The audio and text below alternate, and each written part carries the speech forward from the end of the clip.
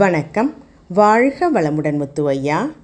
மனமு தானம் செய்கிறது ரொம்ப சிறப்பானது. தானத்தை விட சிறப்பானது எது? இதை பற்றி விளக்க முடியுமா ஐயா? வாழ்க வையகம், வாழ்க வையகம், வாழ்க வளமுடன். குரு வாழ்க, குருவே துணை.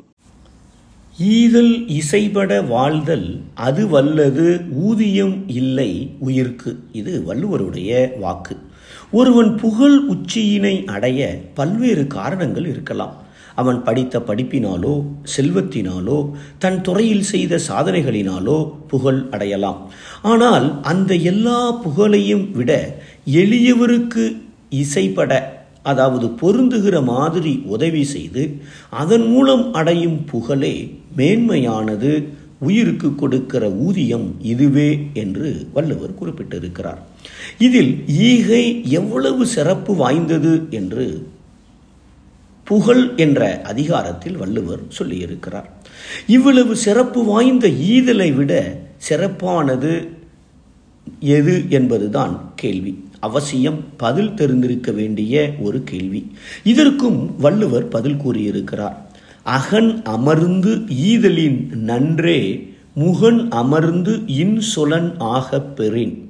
அதாவது அகன் அமர்ந்து மன மகிழ்ச்சியோடு செய்யும் ஈதலின் நன்றே, தானத்தை உதவியை விட நன்றே, நல்லது, சிறந்தது எது என்றால் முகன் அமர்ந்து, அதாவது முக மலர்ச்சியோடு இன்சொலன் ஆகப்பெறின், அதாவது இனிதாக சொல்லும் இயல்பு பெறுவது. சுருக்கமாக, மனம் விரும்பி உதவி செய்வதை விட முக மலர்ச்சியோடு இனிமையாக சொல்லும் இயல்பாக இருப்பது ரொம்ப ரொம்ப நல்லது என்று வள்ளுவர் குறிப்பிட்டிருக்கிறார். மகரிஷி அவர்கள் இதுதான் சரி என்ற வகையிலே முதல் ஒழுக்க பண்பாடாக துன்பம் தராத செயலை வைத்து ஈதலை இரண்டாவது ஒழுக்க பண்பாடாக கொடுத்திருப்பார்கள்.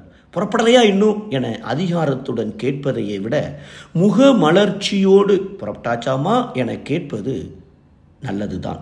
புறப்படலையா என அதிகாரத்தோடு கேட்பதற்கு 10 நிமிடம் முன் ஒரு வைர நெக்லஸே பரிசாக வாங்கி கொடுத்திருந்தாலும் முகமலர்ச்சியோடு பேசவில்லை என்றால் துன்பமே.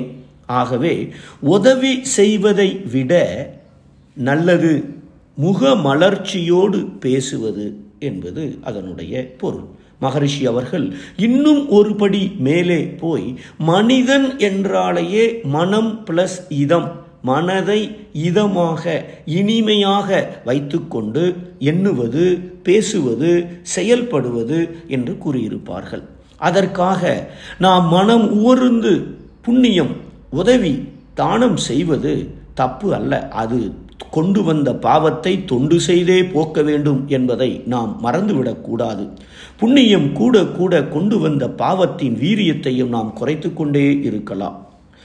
அதைவிட நல்லது இது எவ்வளவு முக்கியம் என்பதற்காக இந்த குறளை இல்லறவியல் அதிகாரத்தில் வள்ளுவர் குறிப்பிட்டிருக்கிறார். காரணம், ஒவ்வொருவரும் இல்லறத்தில் வாழ்க்கை துணை, குழந்தைகள், பெற்றோர்கள், உடன் பிறந்தவர்களிடம் முதலிலே முக மலர்ச்சியாக இன்சொல் பேசும் இயல்பை பெற முயற்சி செய்ய வேண்டும்.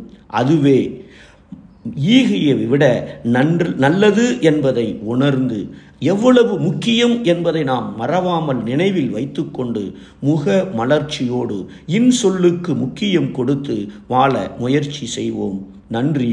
வாழ்க வளமுடன். உங்க வாழ்க்கையிலையும் வசந்தம் மலரணுமா? இந்த வாழ்க்கை கல்வியை பற்றி நிறைய தெரிஞ்சுக்கணுமா? லைஃப் அட் 360 ஸ்கை ப்ரொஃபசர் முத்து இந்த யூடியூப் சேனலை சப்ஸ்கிரைப் பண்ணுங்க.